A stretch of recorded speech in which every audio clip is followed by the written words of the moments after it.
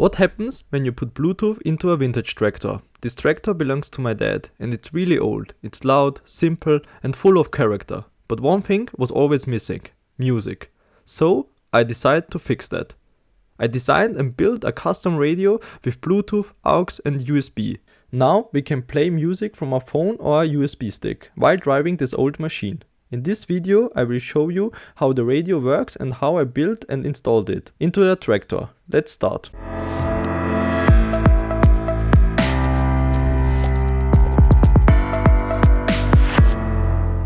I already built a first version of this radio and it works. I can play music, connect with Bluetooth and it sounds really good.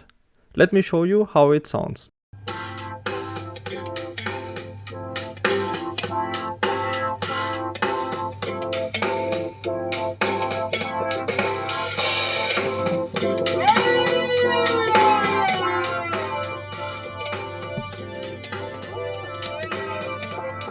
But there's one problem. I really don't like the design. Right now the cable comes out of the bottom, so I cannot hide it nicely inside the tractor. And I also have no good way to mount the radio. It just sits there, and that's not good enough. So this version was only a prototype. That's why I designed a completely new 3D printed housing. Something that fits in the tractor much better and can be mounted properly. Let me show you the new parts. I improved a lot of things compared to the first prototype. First, I added a cable gland inside the housing. I made a cutout in the left corner so the cable fits perfectly. Now the cable is sealed and I can route it in any direction, left, right, up or down. Next, I added two hidden mounting holes in the top cover.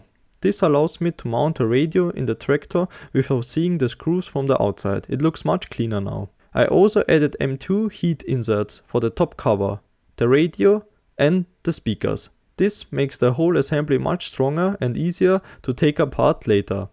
This new design is much better and ready to be assembled. Next, I made a simple wiring diagram and I will explain it very quickly. The tractor provides 12 volts DC. First, this goes to a power switch. When the switch is on, the whole system gets power. This means the LED, the MP3 module and the two LM386 amplifier modules are receiving power. We use the LM386 modules to amplify the audio signal. The MP3 module has a left and right audio output. Each output goes into a LM386 module input. Then the amplified signal goes to the speaker.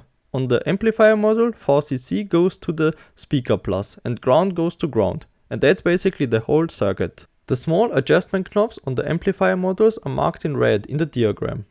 With these I can set how strong the audio signal is amplified and adjust the value. Now it's time for the assembly. I took the old version apart and created everything inside the new 3D printed housing. Here you can see how I did it. I will show this part in a short time lapse, so you can clearly see the full assembly process.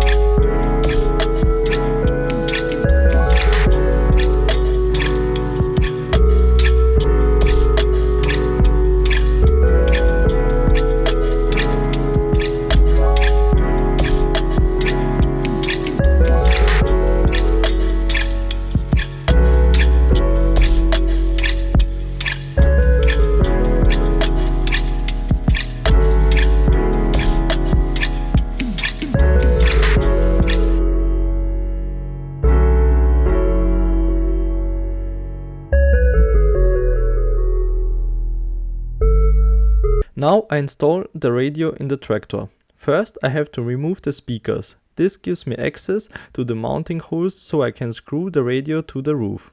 After the radio is mounted, I attach the speakers again. And that's it. The installation is finished.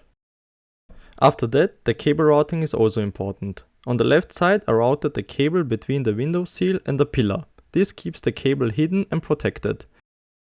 In the next clip I show how I run the cable down and along the hydraulics. Then from the back to the front of the tractor. Finally I connect the cable to the fuse at the front. This step is always different for every vehicle, so make sure your power line is properly protected with a fuse. And now it's time to test the radio and see how it works.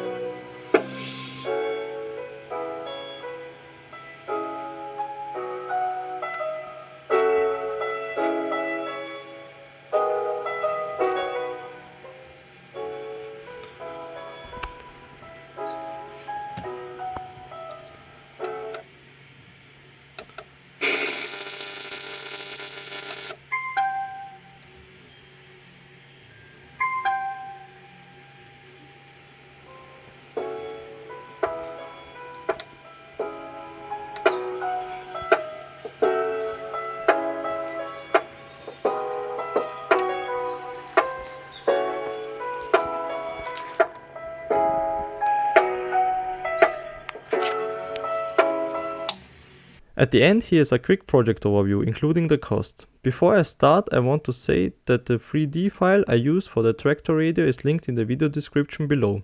For the speakers I estimate the cost at about €4 because I used old speakers from a broken set. I managed to keep the total cost under €10. That was really important for me. Thanks a lot for watching. Don't forget to check out my other videos for more projects.